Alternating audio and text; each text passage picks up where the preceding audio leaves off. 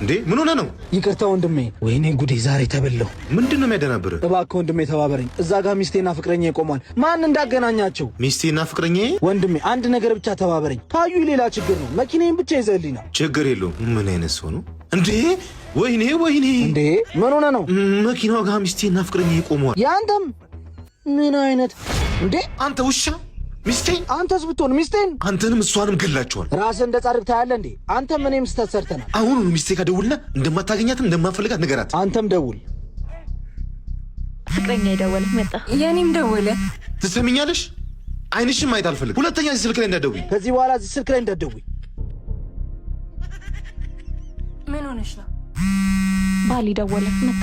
የኔ ሚስት ከተገናኘን አብረን ጊዜ ካሳለፍን ቆየናል። ለምን ዛሬ ራት አልጋብዝሽም? ደስ ይለኛል። ምንድነው ባሌ ደስተኛ ያደረገሽ? ባሌ ዛሬ ማታ ራት ሊጋብዘኝ ነው። የኔም ባላው ደውሎ ራት ልጋብዝሽ አለኝ። ለምን አራታችንም አንድ ላይ እንበላው? ውይ ደስ ይለኛል። ቆይ ልንገረው። ሄሌን ፍቅር ዛሬ ተዋወቅኳት። የሆነች መሩ የምትባል ጓደኛ አለችኝ። ዛሬ ተዋወቅኳት ጀሪ የምትባል ጓደኛ ያለች። ለምን አንድ ላይ ራት አንበላው? ሰርጆ ስራ አለብኝ። ስራ አለብኝ። ይቅር ስራ አለብኝ። ይቅር